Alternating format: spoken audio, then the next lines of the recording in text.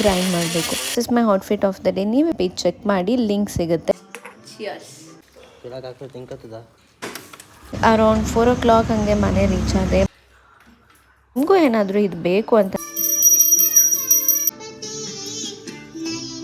ಮಕ್ಕಳು ಮಾಡ್ಕೊಟ್ಟಿರೋದು ಇದು ನೋಡ್ಬೇಕಾ ಇದು ನೋಡ್ಬೇಕಾ ನನ್ನನ್ನು ನೋಡಿ ಯೋಗ ಬರುತ್ತೆ. ನಿಮ್ಮ ಲಿಂಕ್ ಅಲ್ಲ, ಚಪ್ಪಲಿ ಲಿಂಕ್. ಬೀದಿ ನಾಯಿಗಳ ಮಸಾಲ ಪುರಿ